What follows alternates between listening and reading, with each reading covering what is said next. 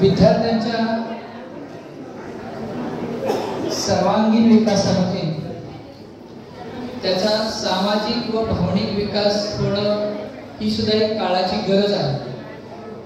आणि त्यानुसार आपल्याला माहिती आहे की विद्यार्थ्याचा जो दिवसातला बराचसा कालावधी असतो तो आपल्या कुटुंबामध्ये जात असतो, काही काळ त्याच्या शाळेमध्ये जात असतो. त्याची पहिली शाळा ही त्याचं घर असतं. आणि मग या घरातलं जर वातावरण चांगलं असेल, निकोप असेल, तर तो विद्यार्थ्याचा विकास सुद्धा चांगला होतो, सर्वांगीण होतो. आणि तो विकास झाल्यामुळं तो विद्यार्थी समाजाचा एक सदृढ असा नागरिक बनतो. आणि जर घरातलं वातावरण, कुटुंबातलं वातावरण जर थोडंसं खराब असेल, वाईट असेल, तर त्याचा दुष्परिणाम त्याच्या मनावर, त्याच्या बुद्धीवर, त्याच्या विकासावर होतात. त्या संदर्भात आमचा पंढरपूर नगरपालिका गट व खाजगी शाळा गट यावर एक छोटीशी नाटिका सादर आपल्या समोर करत आहे. त्या नाटिकेला आता सुरुवात होते आहे, तरी सर्वांनी ही नाटिका शांतपणे पहा. धन्यवाद. प्रसंग एका कुटुंबातला आहे. तो प्रसंग आता सुरू होतो या ठिकाणी.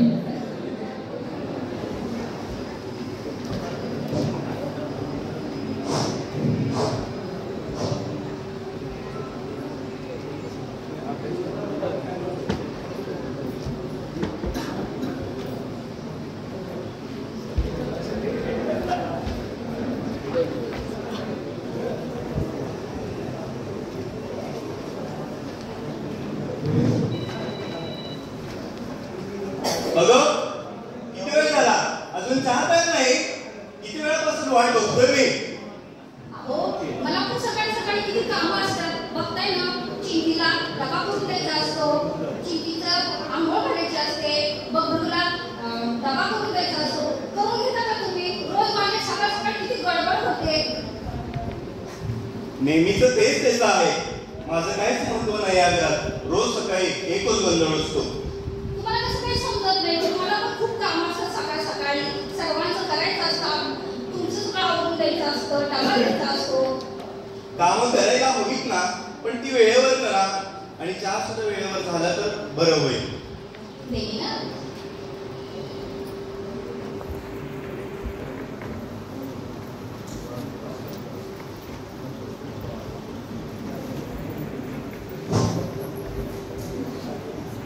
नमस्कार विद्यार्थ्यांनो. नमस्कार बाळांनो. नमस्कार. अरे फिरोज, तू नेहमी दररोज लवकर येत असतो, आज उशीर झाला मला तुला. बरं, असू दे असू दे. बाळांनो, आज आपण मराठीची एक कविता व एक छानसं गीत आपण शिकणार आहोत. आज आपल्या शाळेचे मुख्याध्यापक सुद्धा आपल्याला पाहायला येणार आहे, बरोबर आहे की नाही? मग तुम्ही माझ्या पाठीमागं ती कविता म्हणायची आणि मी पुढे म्हणणार का माझ्या मागे? हो. ठीक आहे. बोलू का मग आपल्या शाळेच्या मुख्याध्यापकांना?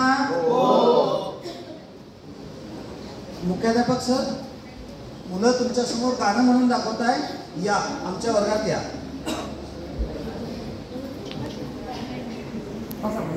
हात जोडून घ्या. एक छानशी प्रार्थना आपण म्हणतोय, देवाकडे मागणं करतोय. माझ्या पाठीमागं म्हणा.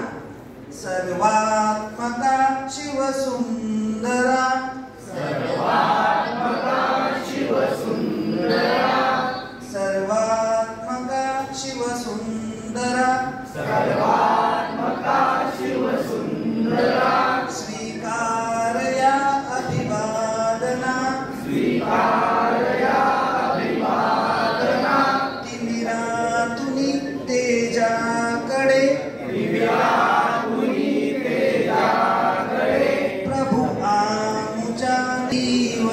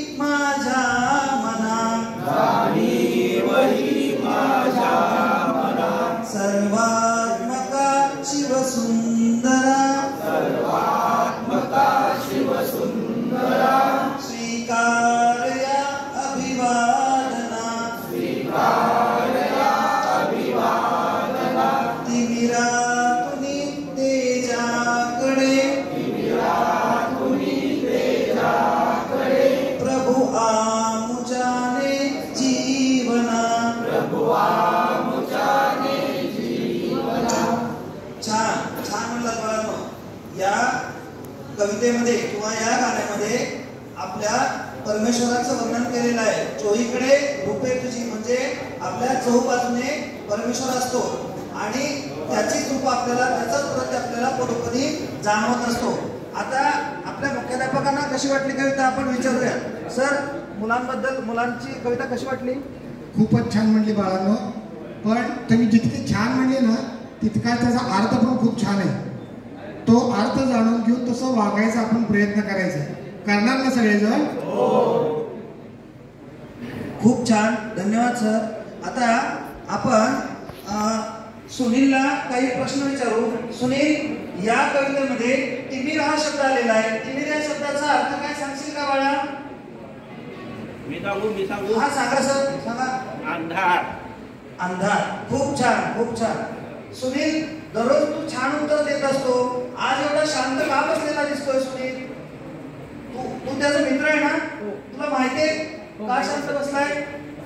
सर, आज त्याच्या घरातून जोरजोरामध्ये आवाज येत होता.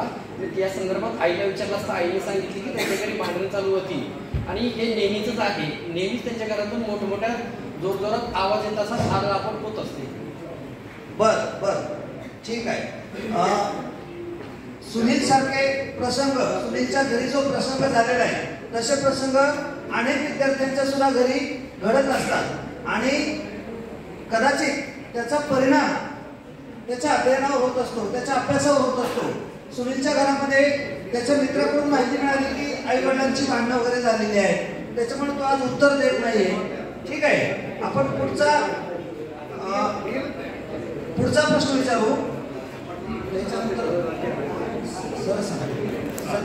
आपल्याला एवढं सांगायचं होतं की विद्यार्थ्याच्या विकासावर शाळेतलं अध्यापन, त्याचे मित्र, त्याचबरोबर त्याच्या कुटुंबातल्या परिस्थितीचा, वातावरणाचा मोठा परिणाम होत असतो. आणि त्याच कारणाने आज या ठिकाणी हुशार विद्यार्थी त्या कुटुंबातल्या परिस्थितीमुळे आज वर्गामध्ये उत्तर देऊ शकत नाही. तर शिक्षकांनी विद्यार्थ्यांना अध्यापन करत असताना आपण त्यावेळेस त्यांना जे काही प्रश्न विचारलो त्यास ते उत्तर देत नसतात. त्यावेळी त्यांची भावनिक अवस्था काय याचीही जाण करून घेणं गरजेचं आहे आणि ती जाण करून घेतल्यानंतर आपण त्या विद्यार्थ्यांच्या सर्वांगीण विकासासाठी चांगले प्रयत्न करू शकतो. हेच या प्रसंगातून आम्हाला आपल्यापुढे मांडायचं होतं. धन्यवाद.